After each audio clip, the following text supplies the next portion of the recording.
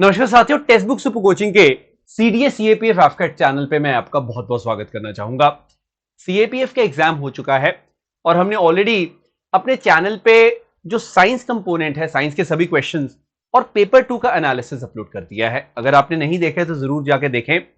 और आज मैं आपके सामने लेकर आ गया हूं the analysis of the questions pertaining to the component of geography. Geography और एनवायरमेंट दोनों के रिलेटेड जो क्वेश्चंस होंगे वो मैं डिस्कस करूंगा। अगर हम ज्योग्राफी एनवायरमेंट को मिला लें तो approximately 25 questions have been asked in this examination, जो कि अपने आप में एक बहुत बड़ा चंक है। 125 में से 25 क्वेश्चंस हमने, लगभग 20% जो क्वेश्चंस हैं वो इस कंपोनेंट से आते हुए देखे हैं। उसी का मैं एनालिसिस करूंगा, मैं आपको आंसर बताऊंगा। मैं ये भी बताऊंगा कि काफी सारे क्वेश्चंस तो ऐसे हैं जो डायरेक्टली हमने डिस्कस भी किए थे क्लास में, बट चलिए दैट सेकेंडरी। प्राइमरी इज कि आपको जो आंसर्स हैं वो यहां पर बताए जाएंगे, बहुत बेहतरीन तरीके से हम लोग उनको डिस्कस करेंगे। और अच्छी बात क्या है, मैं आपको पहले ही बात बता दूं before we will start the session. ये देखिए, आपको भी पता है कि आपका एफकेट का एग्जाम है इसी महीने और अगले महीने की स्टार्टिंग में सीडीएस का एग्जाम है। तो उन दोनों एग्जाम्स के लिए भी ये एनालिसिस बहुत इंपॉर्टेंट रहेगा। ये 25 ज्योग्राफी के जो क्वेश्चंस इस सेशन में मैं करवाने वाला हूं, it is going to be super duper important, because आपको पता चलता है कैसे क्वेश्चंस पूछे जा रहे हैं, क्या हाई वैल्यू टॉपिक्स हैं। हर एक चीज के ऊपर आपको भरपूर अंडरस्टैंडिंग मिलती है, which actually is gonna B very much important. शुरुआत करते हैं। इससे पहले इस सेशन को अपनी लाइक वीडियोस में ऐड कर लें ताकि आपकी प्लेलिस्ट में चली जाए, और if possible do share it and do subscribe to our channel as well, so that आपके लिए और भी जो एनालिसिस की वीडियोस आए वो आप कहीं मिस ना करते। शुरुआत करते हैं। आपको अगर याद हो तो एक सेशन हमने किया था यहां पे, और इस सेशन के अंदर ये जो मतलब मैं प्रीवियस ईयर क्वेश्चंस के ऊपर ही एनालिसिस करवा रहा था बेसिकली हमारे इसी चैनल के ऊपर। और मैंने ये करवाया था आपको कि भाई लैनोस, पाम्पास, प्रेरीज और डाउन्स कहां पर हैं, कंट्रीज के साथ मैच करना था। कुछ इसी प्रकार का क्वेश्चन सीएपीएफ में पूछा गया इस फॉर्म में। मतलब ये सेट सी का पहला क्वेश्चन था इनफैक्ट। तो ये देखो, प्रेरीज, स्टेपीज, पाम्पास वेल। तो अगर आपको पता है कि प्रेरीज नॉर्थ अमेरिका में है और आपको थोड़ा सा भी अगर आइडिया है स्टेपीज जो है यूरेशिया में है, तो आप ऑटोमेटिकली इसका आंसर जो है वो सी टिक कर सकते थे। C absolutely is gonna be the right answer इसका, यह ध्यान रखिएगा। तो यहां पे ये कोई बहुत ज्यादा मुश्किल क्वेश्चन था नहीं, हमें इस प्रकार से इसको आंसर करना था एंड आपका अपने आप सी जो है आंसर वो लग रहा था। इन क्वेश्चंस के अंदर तो अगर आपको एक दो भी आते हैं पेयर तो भी आप वो एलिमिनेशन से निकाल लेते हो, तो उसमें इतनी मुश्किल होती नहीं है। You just have to be थोड़ा सा प्रोएक्टिव इन सच क्वेश्चंस। आगे बढ़ते हैं। नेक्स्ट जो क्वेश्चन की मैं बात कर रहा हूं यहां पे, it is related to the millets. Millets का ईयर है 2023, तो ये तो सवाल आना ही था। कहता है millets are often refer to as climate resilient crop because they can grow in arid lands. बिल्कुल सही बात। They good source of minerals, dietary fibres, protein, बिल्कुल सही बात है। और मिलेट्स का जो ग्लोबल ग्रेन ट्रेड है वो लेस देन 3% है, बिल्कुल ये सही बात है।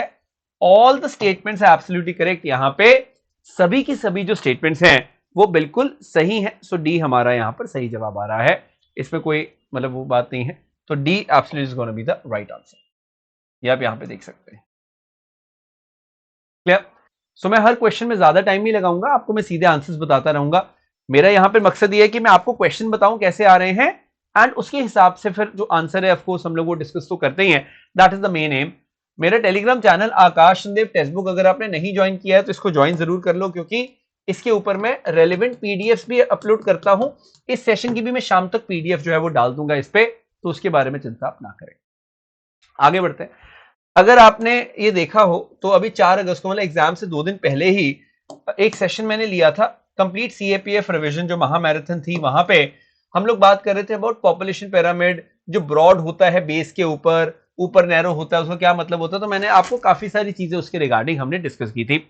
तो कुछ इस प्रकार का क्वेश्चन आया and the question was which of the following statement is correct. Population ageing is a process by which share of the older population become proportionally lesser. जी नहीं, यहां पे it will become proportionally more. Simple सी बात है, क्योंकि population ageing में यहां पे वो थिक हो जाता है और ओल्ड पॉपुलेशन आपकी ज्यादा हो जाती है। पहला सवाल, पहली स्टेटमेंट गलत थी। In most of developed countries the population in the higher age group has increase. ये बिल्कुल सही बात है, फैक्चुअली सही है। सो यहां पे B is gonna be the right answer, क्योंकि इसने करेक्ट पूछा था। कभी भी क्वेश्चन आप मतलब सीडीएस में भी जब अटेम्प्ट करोगे तो ये ध्यान देना, एग्जामिनर पूछ क्या रहा है, करेक्ट स्टेटमेंट पूछ रहा है कि नॉट करेक्ट पूछ रहा है, ये बहुत इंपॉर्टेंट है। So we have to be noticing that particular thing accurately. तो यहां पे आप देख सकते हैं बी बिल्कुल सही जवाब है, B is the right answer to that question, as simple as that. आगे बढ़ते हैं। तो एग्जाम से एक दिन पहले हमने चर्चा की थी काफी ग्रेटर कॉकसेस की। ये कॉकसेस जो है इसके बारे में हमने चर्चा की थी, टॉप रिवीजन टॉपिक्स हैं। डायरेक्टली इनडायरेक्टली कॉकसेस के ऊपर क्वेश्चन इस तरह से आया, इन्होंने पूछा कि ट्रांस साइबेरियन रेलवे जो है, जो सेंट पीटर्सबर्ग से व्लादिवोस्टोक तक जाती है, जो कि ऑफ कोर्स कहां पे, रशिया में है, वो कहां से पास नहीं करेगी। तो यहां पे यूराल है, येंसाई रिवर्स, ये सब तो रशिया में, लेकिन कॉकसेस जो है ये कहां पे है, बेसिकली अजरबैजान, आर्मीनिया, जॉर्जिया। तो वहां पे तो ट्रांस साइबेरियन जाएगी ही नहीं। तो यहां पर बी एब्सोल्युटली राइट आंसर। तो मैं ये तो नहीं बोलूंगा डायरेक्टली आया है, लेकिन अगर आपको कॉकसस की लोकेशन पता है कि भाई कॉकसस कहां पे है, यहां पे आप देखो जैसे कैस्पियन सी और ब्लैक सी के बीच में है, ये पढ़ाया गया था। तो अगर आपको पता है तो हमें पता है कि भाई ट्रांस साइबेरियन वहां तो जाएगी नहीं, मैप वाइज भी अगर आप देखो तो भी आपको पता है। तो this is how you basically mark the correct answer. Few questions are asked directly, few questions are derived. तो आपको डिराइव क्वेश्चन में थोड़ा सा ज्यादा दिमाग लगाना पड़ता है। सो ऑफ कोर्स यहां पे बी हमारा बिल्कुल सही जवाब है। आगे बढ़ते हैं। अब ये तो जो मैं एनसीईआरटी बेस्ड जो कंसेप्ट क्लासेस लेकर आया आपके लिए, उसके अंदर साफ तौर पर बताया गया आपको कि बार्चन्स जो हैं क्रेसेंट शेप ड्यून्स है और विंडवर्ड साइड इज कन्वेक्स। ये मतलब 100% ये स्टेटमेंट यहां पर लिखी गई थी कि विंडवर्ड साइड कनकेव होती है। यूपीएससी ने सीएपीएफ पे क्वेश्चन पूछा, इसने बोल दिया कि भाई बार्चन्स की विंडवर्ड साइड कनकेव होती है। अब यहां पे क्या लिखा था मैंने, कन्वेक्स लिखा था, यहां पे इन्होंने पूछ लिया कनकेव, तो ये बिल्कुल फैक्चुअली इनकरेक्ट स्टेटमेंट हो जाती है। सेकंड को आपने एलिमिनेट किया, फर्स्ट और थर्ड स्टेटमेंट करेक्ट हैं, तो यहां पर सी बिल्कुल सही जवाब आता है, क्योंकि बार्चन्स के जो एंड्स हैं वो क्या होते हैं, हॉर्न्स होते हैं। ये देखो यहाँ पे हॉर्न्स है ना, ये यहाँ पे लिखा हुआ है, तो ये बिल्कुल सही बात है। थार डेजर्ट में तो मिलेंगे ही, डेजर्ट में मिलते हैं ये सैंड ड्यून्स, तो यहाँ पे सी इज द राइट आंसर। तो आप ये देखिए कि रेगुलरली अगर आप सेशंस को अटेंड करते हैं तो आपको उसका एक बहुत ज्यादा फायदा तो मिलता ही है, इसमें कोई शक नहीं है, because it prepares a good foundation for you before you appear in the examination. तो यहाँ पे सी बिल्कुल एक सही जवाब है, इसको स्टेटमेंट को एलिमिनेट करते हुए। नेक्स्ट जो क्वेश्चन है, ये एक बहुत इंपॉर्टेंट क्वेश्चन है और इसमें कई लोगों को कंफ्यूजन भी आई। तो पहले तो आप ये अंडरस्टैंड करें कि जियोथर्मल के ऊपर इन्होंने बात किया है कि geothermal can be used to produce electricity, और हॉट वाटर वैसे भी आप यूज कर सकते हो, बिल्कुल सही बात है, और लोग करते भी हैं। यहाँ पे जियोथर्मल जैसे पूल्स वगैरह होते हैं उसमें लोग बात लेते हैं। अब देखो nuclear energy is often cheaper than other source of electricity. देखो ये बिल्कुल सही है, मैं बताता हूं कैसे। न्यूक्लियर पावर प्लांट को स्टैब्लिश करने में नो डाउट कैपिटल कॉस्ट बहुत आती है, लेकिन ऑपरेशनल कॉस्ट उतनी ज्यादा नहीं है। अगर आप न्यूक्लियर फ्यूल की कॉस्ट देखो, उस हिसाब से उसकी प्रोडक्शन करना, मतलब न्यूक्लियर इलेक्ट्रिसिटी की, वो सस्ता पड़ता है। उस कंटेक्स्ट में अगर आप देखें तो ऑफ कोर्स सेकंड स्टेटमेंट सही रहेगी। और थर्मल पावर स्टेशन में तो we burn the fossil fuel, coal वगैरह, उसके बाद टर्बाइन चलती हैं। तो 1 2 3 यहां पर बिल्कुल सही जवाब रहेगा। अब देखो यहाँ पे अगर यूपीएससी बाई चांस सेकंड को सही नहीं लेती है तो ऑफ कोर्स सी भी हो सकता है यहाँ पे, but I will certainly be going with B, क्योंकि मुझे बी ज्यादा एप्ट लग रहा है। अब सेकंड स्टेटमेंट का कंटेक्स्ट क्या है ये हमें नहीं पता। अगर ये कंटेक्स्ट है कि सेटअप करना न्यूक्लियर पावर प्लांट, तो ऑफ कोर्स वो ज्यादा महंगा है। लेकिन अगर हम रनिंग कॉस्ट देखते हैं न्यूक्लियर पावर प्लांट्स की, उतनी नहीं होती, इसलिए nuclear energy is often cheaper than other sources of electricity, उस कंटेक्स्ट में मैं ले रहा हूं। तो of course I will be going with B as the right answer. मैंने आपको रीजन भी अपना बता दिया है, आप यहां पे इसको देख सकते हैं, सिंपल पॉइंट। आगे बढ़ते हैं। अब आपको शायद पता होगा ये क्वेश्चन मैंने करवाया था अभी, जो मैराथन हुई थी हमारी जुलाई के अंदर, मैराथन हम लोग ले रहे थे, वहां पे उस बाकी भी सेशन मैंने कराया था। बेसल कन्वेंशन किसके साथ रिलेट करती है, तो control of transboundary movement of hazardous waste वगैरह मैंने बताया था। फिर मैंने पेस्टिसाइड का ये भी बताया था, रॉटरडैम है यहाँ पे पीछे लिखा हुआ। तो ये सब हमने बात की हुई है रिसेंट टाइम्स में। और एक क्वेश्चन आया डायरेक्ट बेसिस पे, इन्होंने पूछा जैसे रॉटरडैम का, कहेंगे तो रॉटरडैम को आपको पता है भी पेस्टिसाइड्स है, तो डी का तो 1 है, आपको ये बात पता चली। उसके बाद बेजल, ये हम जब बात करते हैं बेजल, हम लोग देखते हैं what exactly should be the Basel. तो आपको ये बात पता होनी चाहिए कि यहाँ पे transboundary movement of hazardous waste, C का यहाँ पे 4 आप लगाते हो, और ऑटोमेटिकली देखो मीना माता तो आपको पता ही है, it is on mercury, B का 3 है। तो ये डी आंसर वैसे तो आएगा, क्योंकि स्टॉकहोम इज पॉप यानी कि परसिस्टेंट ऑर्गेनिक पोल्यूटेंट। ये सारी की सारी जो स्टेटमेंट्स है, मतलब ये मैंने करवाया हुआ है, कई बार करवाया हुआ है, तो यहाँ पे डी हमारा सही जवाब आ रहा था। इसमें तो कोई मुझे लगता नहीं कि दिक्कत वाली बात होगी। मैं थोड़ा सा ऊपर इसको कर देता हूँ so that you are able to see that in a better way. तो ये देखिए डी यहाँ पर बिल्कुल सही जवाब आया। Getting it? हैरानी की बात है कि ट्रीटीज से सिर्फ एक क्वेश्चन नहीं आया, ट्रीटीज से 2 क्वेश्चन उन्होंने दिए। अगला क्वेश्चन एक और है, ये कहता है Basel convention, Rotterdam convention and Stockholm convention, it relate to which of the following. ये तो फ्री के मार्क्स थे, मैनेजमेंट ऑफ पोल्यूटेंट्स, है ना। स्टॉकहोम में परसिस्टेंट ऑर्गेनिक पोल्यूटेंट्स है, रॉटरडैम में पेस्टिसाइड्स है, बेसल में वैसे वेस्ट है। तो आप ये देखो कितना इंपॉर्टेंट है। मतलब आप कई बार देखते हो कि जो इंपॉर्टेंट टॉपिक्स होते हैं उससे एक क्वेश्चन नहीं, 2 क्वेश्चन, 3 क्वेश्चन पूछ लेता है एग्जामिनर। तो हम लोग पहले प्रिडिक्ट तो नहीं कर सकते कि भाई कहां से क्या आना है, लेकिन हम लोग इतना जरूर प्रिडिक्ट कर लेते हैं कि भाई कौन सी चीज इंपॉर्टेंट है। इसलिए वही चीजें मैराथन्स में या बाकी सेशंस में करवाई जाती हैं। इसलिए मैं एम्फेसाइज करता हूं कि आप सेशंस को रेगुलर बेसिस पे जरूर देखें। जब तक आप रेगुलर बेसिस पे नहीं देखते सेशंस को, तो आपको खुद नहीं पता चलेगा कि कौन सी इंपॉर्टेंट चीजें कौन सी नहीं है। इसलिए be very regular with the sessions, it is going to be very much helpful for you. Next हमने क्वेश्चन देखा, कहता है कि change in seasons of the earth होते हैं, कौन इसको करेक्टली एक्सप्लेन करता है। अब देखो इसमें ऑप्शंस पढ़ो। कहते हैं interaction of the earth with other planet, certainly wrong. Revolution of moon around the sun, अगर यहाँ पे अर्थ अराउंड द सन होता फिर भी बात थी, मून अराउंड द सन ये मतलब फैक्चुअली ही कई चीजें जैसे फ्लॉड सी हैं, तो you are left with already A and B. अब इसमें rotation of the earth on its own axis तो नहीं हो सकता, of course it has to be A which is the right answer, as simple as that. तो आप यहां देख सकते हो ए हमारा सही जवाब बनता है। तो मैं मतलब ये बात बोलना चाहूंगा कि कई बार तो आपको क्वेश्चंस पढ़ने हैं, उसके बाद आपको जब एनालाइज आप खुद ही करोगे तो आपको पता चल जाएगा कि भाई ये सही है ये नहीं है। This is what I would मतलब certainly help you guys in, कि आपको थोड़ा स्मार्टली अप्रोच करना है चीजों को बहुत बार, तभी जाके आप अच्छा परफॉर्म करेंगे एग्जाम में। एक क्वेश्चन था यहां पे, अगर आप देख पाए, ये बहुत इंपॉर्टेंट है। 3 स्टेटमेंट्स दी हैं। कहता है great northern plain are form by 3 basin of the rivers like Indus, Ganga and Brahmaputra, certainly correct.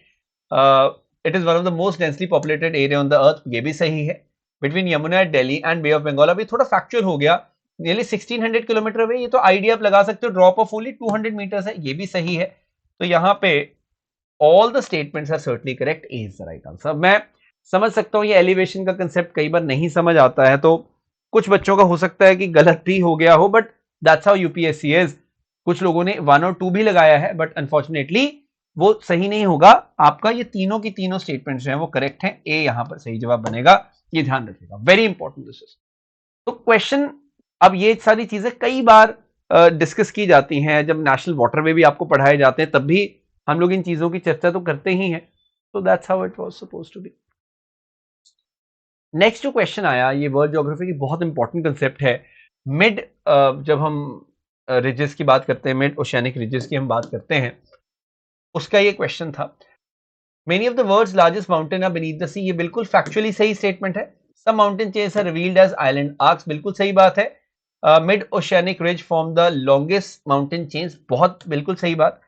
Last में इन्होंने स्टेटमेंट दी है कि mid Atlantic ridge rise 33 metre above the floor of the Atlantic, जो कि गलत स्टेटमेंट है। 33 मीटर ये नहीं है अबव द फ्लोर, तो मतलब यहाँ पे फर्स्ट 1 2 3 सही है, तो of course we will go with D as the right answer. यहाँ पे डी बिल्कुल सही जवाब है। Getting it? तो मतलब कुछ कुछ क्वेश्चन मैं मान सकता हूं कि थोड़े से टफर साइड पे हैं, लेकिन कुछ क्वेश्चंस हैं जो बहुत ज्यादा मुश्किल नहीं है। तो हमें, तो देखो हमारा काम क्या है, हमारा काम है स्मार्टली चीजों को अंडरस्टैंड करना और उसके हिसाब से ही आंसर करना। That is what is required out of us always. तो आपको यही करना है, हमेशा पिक एंड चूज करना। बहुत टफ जो क्वेश्चन लगते हैं, जो आपने नहीं पढ़ा कभी, उसको छोड़ दो। छोड़ोगे तो 0 मार्क्स है, अगर गलत करोगे तो आपका 1/3 कटता है। लेकिन मैं ये बोलता हूं कि अगर एलिमिनेट करके आपके आंसर्स बनते हैं, दैट इज एब्सोल्युटली गुड। आगे बढ़ता है। तो before we move ahead, make sure आप इसको लाइक और शेयर जरूर कर दें अपने फ्रेंड्स के साथ, ताकि उनको भी एक आइडिया मिल जाए। और ये जरूरी नहीं कि आपने सीएपीएफ का पेपर दिया है, अगर सीएपीएफ के एग्जाम नहीं भी दिया तब भी ये आपको बहुत हेल्पफुल रहेगा सेशन, इतना मैं आपको बता सकता हूँ।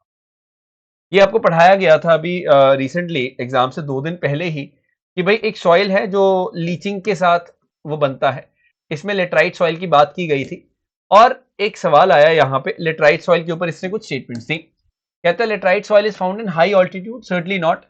वहां पे तो देखिए माउंटेनियस सॉइल होगा, क्या ये बहुत फर्टाइल है? बिल्कुल फर्टाइल नहीं होता, ये बात आप याद रखिएगा। It is less fertile. यहाँ पे बताया गया है आपको, जो मैराथन ली गई है 4 अगस्त को, कि ये लेस फर्टाइल होता है, ज्यादा फर्टाइल तो नहीं होगा।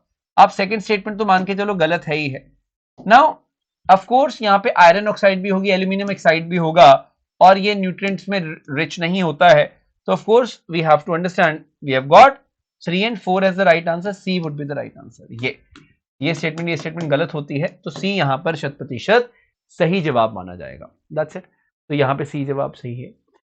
तो आपको मतलब ये पता होना चाहिए कि कोई भी क्वेश्चन अगर आ रहा है तो उसको मतलब एलिमिनेट आप कर पाओ अगर, तो दैट्स द बेस्ट थिंग। वैसे if you can do that, तो उससे आपके आंसर सही करने के चांसेस बढ़ जाते हैं। आगे बढ़ते हैं। अब ये काफी कंट्रोवर्शियल, कईयों ने क्वेश्चन को बनाया कि भाई रागी के ऊपर स्टेटमेंट कौन सी करेक्ट है। ठीक है जी। अब सबसे पहले तो आप एक चीज याद रखो कि जब मैं रागी की बात करता हूं, of course it's a millet crop. यहाँ पे जो ड्रायर पार्ट है साउथ इंडिया के, जैसे कर्नाटका वगैरह में, जहां पे बारिश वगैरह इतनी नहीं होती है, वहां पे इसको उगाया जाता है ना। तो पॉइंट इज कि जैसे यहाँ पे अब जो सेकंड स्टेटमेंट की बात कर रहे हैं कि rabi crop sown between the November and the March, मैं आपको एक चीज बता देना चाहता हूं कि इसका कोई फिक्स टाइम पीरियड नहीं है उसके लिए। तो मतलब ऑफ कोर्स अब it is up to the UPSC, but I certainly am going to go with A as the right answer. मैं ए ले रहा हूं, हो सकता है यूपीएससी बी भी ले ले यहाँ पे। I absolutely keep that particular thing open, but ये आप ध्यान रखिएगा। अब देखो यहाँ पे हमने करेक्ट पूछा है, मतलब question is about what, so question is about which is following statement of the ragi is correct. तो क्योंकि अब करेक्ट क्वेश्चन पूछ रहा है, वो इनकरेक्ट तो उसने पूछा नहीं है, तो मैं कैसे मतलब बी स्टेटमेंट के साथ चला जाऊं, आप बताओ। क्योंकि अगर आप मतलब रागी की बात करते हो, तो प्रिडोमिनेटली अगर रागी की बात करो, रागी एक खरीफ सीजन की क्रॉप है। मतलब रेनफॉल एज अ सोर्स की हम बात करते हैं, तो रागी जो है वो एज सच राबी की क्रॉप नहीं है। तो मैं इसलिए बी के साथ इसलिए नहीं जा रहा। I hope you are understanding this point. मतलब आप एज अ सोर्स भी अगर कहीं पे देखोगे, तो you will realize this thing कि राबी मोर और less is a kharif kind of a crop. हालांकि कई जगह बोला जाता है कि राबी भी है, खरीफ भी है, बट प्रिडोमिनेटली खरीफ सीजन में हम लोग देखते हैं। तो ये आप थोड़ा सा याद रखिएगा। इसलिए बी बहुत ज्यादा रिलायबल नहीं है। I will go with A as the right answer. I hope it's clear. तो ये मतलब बहुत बेसिक सा क्वेश्चन था, जो कि मतलब यहाँ पे रेनफॉल तो ऑफकोर्स नहीं है, मिलेट क्रॉप है, इनको ज्यादा पानी चाहिए ही नहीं। That's how it is. And rainfall का इतना ज्यादा इनमें कुछ होता नहीं है, इसीलिए ये क्वेश्चन पूछा भी गया है, क्योंकि मिलेट क्रॉप की ही इन्होंने इनडायरेक्टली करेक्टरिस्टिक्स पूछ लिए ग्रोइंग की। I hope now I am able to justify this particular answer कि मैंने ये क्यों ए बताया है, क्योंकि बहुत सारे स्टूडेंट्स बी भी बोल रहे थे, तो मैं इसलिए आपको क्लियर कर दिया। रिसेंटली एग्जाम से पहले टॉप रिवीजन टॉपिक्स में मैंने आपको सभी रॉक्स बताई थी, इग्नियस, मेटामॉर्फिक, ये सारी रॉक्स बताई थी। मैंने बताया था जैसे ग्रेनाइट है, प्यूमिस है, बसाल्ट है, ये क्या है, these are the igneous rocks. अब यहाँ पे क्वेश्चन आया कि भाई ग्रेनाइट ये इग्नियस है, बसाल्ट ये इग्नियस है, बिल्कुल सही बात है। प्लेट मैंने बताया था क्या होती है, मेटामॉर्फिक होती है, तो सेकंड को आपने एलिमिनेट करना था। और कॉन्ग्लोमरेट जो है, it's a classic sedimentary rock. तो 134 आपका आंसर आना था। D is the right answer. बहुत प्रिसाइसली आपका ये आंसर बन रहा था। अगर 1 सही है तो 134 ही आएगा यहाँ पे, सिंपल सी बात है। तो डी यहाँ पर सही जवाब आया आपका। इसलिए मैं बोलता हूँ लास्ट मिनट रिविजन में ये सब चीजें आप जरूर पढ़कर जाएं, ये आपको बहुत ज्यादा हेल्प करती हैं। वही यहाँ पे कोशिश की करने की। Is that clear? तो मतलब व्हाट इज रिक्वायर्ड, ठीक है।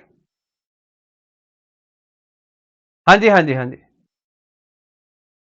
तो हमें मतलब पूरा जो भी पॉइंट है, मतलब जो भी एस्पेक्ट्स हैं, उनको अंडरस्टैंड करना है, दैट्स वन थिंग। एंड उसके हिसाब से ही पूर्णतः प्रॉपर क्लैरिटी हमें मिलेगी। आगे बढ़ते हैं जी। अब यहाँ पे रामसर वेटलैंड्स पे थोड़ा सा टफ क्वेश्चन है, इनफैक्ट काफी टफ क्वेश्चन है। इन्होंने बोला जैसे देखो, गहिर माथा जो है वहां पे ओलिवर रिडली टर्टल है, ये थोड़ी सी इजी स्टेटमेंट है। तो फर्स्ट स्टेटमेंट सही है, तो आप 2 और 4 एलिमिनेट कर दो, लेकिन फिर भी आपके पास 3 स्टेटमेंट तो बची गई हैं। Chilika lake is habitat of Irrawaddy dolphin, ये बहुत टफ लाइन थी, मतलब यहाँ पे कई बच्चे कंफ्यूज है, but that absolutely is true.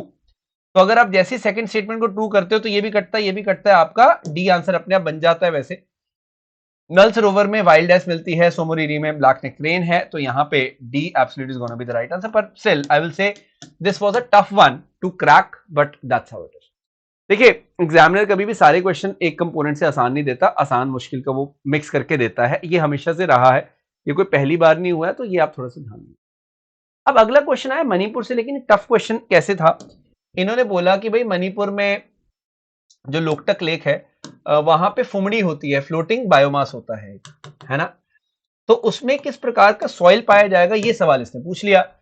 तो देखो वहां पे ऐसी तो बारिश हो नहीं रही है कि भाई लेटराइट होके वो एकदम हो जाएगा। देखो क्योंकि कोई भी अगर लेक होती है वहां पे नीचे जैसे पानी बहुत ज्यादा होता है, मॉइस्चर होता है, तो ग्लेजेशन होती है पूरा का पूरा प्रोसेस, क्योंकि वो स्वाम्पी सा पूरा बन जाता है। तो यहाँ पे सिंपल सा फंडा है ग्लेजेशन वाला। तो ग्लेजेशन ही सॉइल बनेगा जब भी इस तरह से लेक के ऊपर कुछ तैर रहा है, नीचे बहुत अबंडेंट वाटर है। तो ये आपको मतलब भी पता होना चाहिए। तो यहाँ पे glaciation has to be the right answer. C बिल्कुल सही जवाब बनेगा, 100%, इसमें कोई डाउट नहीं है। तो सी आपने यहां पे मार्क करना। Got it. नेक्स्ट वन, यहां पे बोल रहा है स्प्रिंग टाइड्स के ऊपर क्वेश्चन है। तो ये तो फैक्चुअल सा क्वेश्चन है कि भाई high tide is higher than the average, low tide is lower than the average होगा, तभी आप टाइडल रेंज अगर देखते हो tidal range is very much high. Tidal range कैसे है, हाई टाइड कितनी है, लो टाइड कितनी है, तो टाइडल रेंज बहुत बढ़ जाती है। इसलिए C is gonna be the right answer. C हमारा बिल्कुल सही जवाब है। ये तो स्प्रिंग टाइड का पूरा कंसेप्ट इसने पूछ लिया यहाँ पे, स्प्रिंग टाइड नीप टाइड जैसे होते हैं। अच्छा, ये हमने अभी पढ़ा था। मैं इंपॉर्टेंट कन्वेंशंस की क्लास करवा रहा था एग्जाम से कुछ दिन पहले। तो मैंने वियना कन्वेंशन में बताया था कि भाई क्लोरोफ्लोरोकार्बन होते हैं, उससे ओजोन लेयर डिप्लीट होती है, ये सब चीजें हालांकि बहुत आसान है। बट मैंने वियना कन्वेंशन, मॉन्ट्रियल प्रोटोकॉल के गाली सब कुछ करवाया था ओजोन के बारे में प्रॉपर तरीके से। और इसी क्लास में मैंने वैसे तो रॉटरडैम वगैरह सब कुछ करवाया हुआ है। तो ये क्वेश्चन आया कि भाई ओजोन लेयर के डिप्लीशन में कौन जिम्मेदार होता है, तो of course it is chlorofluorocarbon, CFC. ठीक है, मोनोऑक्साइड, मीथेन, पेस्टिसाइड का तो मैंने नाम भी नहीं लिया। तो साफ साफ ये क्लास में अगर आप देखें तो क्लोरोफ्लोरोकार्बन की ही बात यहाँ पे की गई थी, और यही यहाँ पे आंसर है। मतलब मैं यहाँ पे सिर्फ इसलिए बता रहा हूँ कि सेशंस में रेलिवेंट चीजें ही करवाई जाती हैं, and these are the kind of thing which absolutely are very much helpful for you. ये आप याद रखना, बहुत हेल्पफुल है आप सबके लिए। रेगुलरली आप अटेंड किया करो सेशंस को। एक यहाँ पे करवाया गया था, ये master geography concept with NCERT मैंने करवाया था, अभी मई जून में करवाया मैंने। तो यहाँ पे ये बताया गया था कि surface water percolate when the rocks are permeable. तो कब होता है ये, जैसे लाइमस्टोन या डोलोमाइट वाली रॉक्स होती है वहां पे होता है। सवाल क्या आया, सवाल आया एग्जाम में, which of the following are permeable. तो ग्रेनाइट तो है नहीं, क्वार्टजाइट भी नहीं है, सिल भी नहीं, इट इज लाइमस्टोन। तो लाइमस्टोन तभी तो बनाता है कास्ट लैंडफॉर्म, है ना। तो कास्ट टोपोग्राफी या कास्ट लैंडफॉर्म जो है वो लाइमस्टोन बना रहा है, इसलिए लाइमस्टोन ही है which is allowing water to pass through it. तो ये आप याद रखिएगा, परमिएबल रॉक की हम जब बात करते हैं, that is the one, very much important. तो क्लियर हुआ इतना। तो मतलब मेरे कहने का मतलब कि आपको एटलीस्ट ये आइडिया है इन चीजों का जो कि इंपॉर्टेंट है। अगर है तो मतलब that's a very good thing. इसी तरह से आपने पढ़ाई करनी है। अब इसने बोला ईस्ट कोस्ट की बात है, एक प्रोटेक्टेड पोर्ट है, डीपेस्ट इनलैंड पोर्ट है। तो आपको यहां पे बताना था क्या आंसर है। देखिए जब इनलैंड आया, थोड़ा लैंडलॉक सा है, तो आपको ये बात ध्यान रखनी थी यहाँ पे आंसर क्या हो जाएगा। चेन्नई तो नहीं है इसमें, पारादीप भी नहीं है, टुटीकोरिन तो बिल्कुल नहीं है, it is Visakhapatnam, Vizag port जो है। तो डी हमारा सही जवाब आ रहा था। ये तो फैक्चुअल है question, one of the very important port we have. In fact इसको बनाया भी इसलिए गया था क्योंकि एक हमारे पास कोलकाता पोर्ट था, एक चेन्नई पोर्ट था। इसके मिडवे हमें चाहिए था पोर्ट, इसलिए वाइजैक पोर्ट को बनाया गया था। एंड बहुत पुराना पोर्ट है ये, इंडिया का इंपॉर्टेंट पोर्ट है। आगे बढ़ते हैं। अब बहुत सारी डाइवर्सिटी प्लांट्स एनिमल्स की कहां मिलेगी, सिंपल सा क्वेश्चन है। अब ये भी एक सिंपल फैक्ट है, इसमें मैं ज्यादा टाइम नहीं लगाऊंगा क्योंकि कई बार आपको बताया गया है। ट्रॉपिकल मॉइस्ट फॉरेस्ट जो है वहां पे, जैसे हम एएफ के साथ भी उसको डिनोट करते हैं कोपेन क्लाइमेट में। देखिए एल्पाइन सिस्टम में तो होगा नहीं इतना, डेजर्ट्स में भी नहीं होगा, टेम्परेट फॉरेस्ट में भी नहीं होगा। तो सिंपल सी बात है, D has to be the right answer. Simple point है, ट्रॉपिकल मॉइस्ट फॉरेस्ट जो है वहां पे, जैसे सेल्वास वगैरह हम देखते हैं वहां पे ये है। तो ये भी again that is something which is not very tough, factuals है। आपको एक सेशन लिया गया था मई जून में ही, वहां पे ड्रमलिन के बारे में बताया गया था कि बोट शेप डेपोजिशन है, ओवल शेप्ड रिज लाइक, ये ग्लेशियल टेल है। ठीक है, ये बनाया भी गया था यहाँ पे, इस तरह से पूरा दिखाया गया था कि डेपोजिशन से बनता। तो ये सवाल आया एक, कहता which of the following statement is correct about drumlin. तो of course it is streamlined hill mounted in glacial drift on the till plain. पूरा यहाँ पे बताया गया आपको। अगर आप देखो ग्लेशियल टिल प्लेन, ये आप इस तरह से देखते हो, तो ये प्रॉपर तरीके से आपको इमेजेस के साथ दिखाया गया है कि streamline hill moulded in glacial drift. A absolutely is gonna be the right answer. A यहां पर बिल्कुल सही जवाब होगा। सॉर्टेड। तो मतलब अगेन, लेकिन यहाँ पे आसान पता है क्यों है क्वेश्चन? सबसे आसान क्वेश्चन मुझे ये लगा क्योंकि यहाँ पे सिटी, रिवर, नैरो रोड, ये सब मतलब कुछ भी ऑप्शंस दिए हुए हैं। जिसने नहीं भी पढ़ा ड्रमलिन वो भी आंसर मार देगा कि क्या है ड्रमलिन। अगर थोड़ा बहुत भी किसी ने लैंडफॉर्म्स पढ़ा है तो मुझे नहीं लगता कि उनको कोई दिक्कत आएगी इसको आंसर करने में। नेक्स्ट क्वेश्चन जो था ये इजी आपको लगेगा, लेकिन इसमें दिमाग लगाना था, कई बच्चे गलत करके आए हैं इसको। इसने बोला which of the following is busiest sea route. अब इतने में क्वेश्चन नहीं बनता। इसने बोला to industrially developed regions of the world. ये जो डेवलप्ड है ना, यहां पे आपको ध्यान में रखना था नॉर्थ अटलांटिक सी रूट है। क्यों? क्योंकि एक तरफ है अमेरिका, ठीक है, स्पेशली यूएसए, नॉर्थ अमेरिका, ठीक है, और एक तरफ है यूरोप। तो ये भी इंडस्ट्रियली डेवलप्ड है, ये भी इंडस्ट्रियली डेवलप्ड है। क्योंकि मेडिटेरेनियन में, इंडियन ओशन वगैरह में इंडस्ट्री डेवलप नहीं कनेक्ट होगा इधर ना। केप ऑफ गुड होप में भी इंडस्ट्रियल डेवलप का कंसेप्ट नहीं आता, यहां पे भी इंडस्ट्रियल डेवलप। तो इंडस्ट्री डेवलप्ड होना चाहिए, इसलिए नॉर्थ अटलांटिक सी रूट यहां पर आंसर होगा, जो यूएसए और यूरोप को कनेक्ट कर रहा है। ये क्वेश्चन था। तो आप ये नोटिस करना, मतलब ये बहुत ज्यादा कंसेप्चुअल क्वेश्चन था। कई बच्चों ने कहा सर ये मेडिटेरेनियन क्यों नहीं होगा, नॉर्थ पैसिफिक क्यों नहीं होगा? वो नहीं हो सकते क्योंकि आप वहां पे इसको सही एप्ट नहीं बना सकते ना। तो this is why B is the right answer. Okay, next one देखते हैं। ऑन द बेसिस ऑफ, मतलब आपको करेक्टरिस्टिक्स दिए हैं, जैसे produce entirely consume by the family, small surplus is produced, it is generally small scale, ये सब चीजें हैं। तो इस तरह की जो चीजें हैं, ये करेक्टरिस्टिक किसके है? सब्सिस्टेंस फार्मिंग जो करते हो आप अपनी फैमिली के लेवल पे, अपना जो गुजर बसर करने के लिए करते हो, उसके साथ इसको रिलेट किया जाता है। सो of course it is subsistence farming. That's it. ये तो इजी है, सी इज द राइट आंसर। आपको ये बताया गया था एक टॉप रिवीजन टॉपिक्स, जब मैं सेशन करवा रहा था आपको एग्जाम से एक दिन पहले मात्र, कि भाई ऑक्सीजन सबसे ज्यादा है, then we have got silicon, ठीक है, then we have got aluminium, then iron भी है, कैल्शियम है, सोडियम है, पोटेशियम है, ये सब आपको बताया गया था। और एक सवाल आया, which of the following is most abundant element in the earth? तो ऑफ कोर्स सिलिकॉन नहीं होगा, एल्यूमिनियम नहीं होगा, it has to be oxygen, यानी कि D is the right answer. ये आपको साफ साफ करवाया गया है। तो अगेन मैं ये बोलूंगा कि have some faith, have some trust and be very much regular with the sessions. जो भी हम सेशंस करवाते हैं उसमें हम रेगुलर रहें। जैसे हर रोज 12 बजे मैं लाइव आता हूं, 12 PM। अब थर्सडे, फ्राइडे, सैटरडे, संडे और मंडे, ट्यूसडे वेंसडे मेरा वीक ऑफ होता है। तो ये आप देखते हो। फिर शरद सर 2 बजे आते हैं लाइव, 4 बजे श्वेता मैम आते हैं, 6 बजे अय्यर सर आते हैं, 7 बजे दीपेंद्र सर आते हैं, सुबह सुबह जयदीप सर आते हैं। ये सब सेशंस आपके लिए वैल्यू एडिशन है, और आप अपने हिसाब से देखो, जो सब्जेक्ट आपके वीक है उसको आप पढ़ो। I am sure it will bring a lot of clarity. ये सेशन अगर अच्छा लगा है, डू लाइक द सेशन, और अपने इनपुट जरूर देना इसके बारे में। कमेंट करिएगा और बताइएगा कौन से आपको सेशंस और चाहिए, किस तरह का ये सेशन लगा। अगर अच्छा लगा तो do share it with your friends as well. और आकाश नंदेव टेक्स्ट बुक जरूर ज्वाइन करो, मेरे टेलीग्राम चैनल, जहां पे आपको इसका PDF भी मैं दे दूंगा। So do let me know in the comment section what exactly are your inputs about this. I would really love to read them. And I hope ये सेशन आपको अच्छा लगा। मैंने 25 क्वेश्चंस इसमें डिस्कस किए, जो डायरेक्टली इनडायरेक्टली ज्योग्राफी के साथ लिंक कर रहे थे। एंड वैसे ही साइंस का सेशन श्वेता मैम कर चुके, मैं इकोनॉमी का सेशन भी लाऊंगा, हिस्ट्री और पॉलिटी का शरद सर लेकर आएंगे। तो हम सारे क्वेश्चंस आपको बहुत प्रिसाइज तरीके से सारे आपको यहाँ करवा देंगे, आप उसकी चिंता ना करें। आंसर की तो चलो हमने बना ही दी थी, बट ये तसल्ली से किया जाने वाला सेशन है, आराम आराम से सारे क्वेश्चंस मैं आपको बता रहा हूँ। I hope you have enjoyed this very session. I have given you the logic as well behind every answer. Still अगर कोई डाउट है तो कमेंट करके बताइएगा।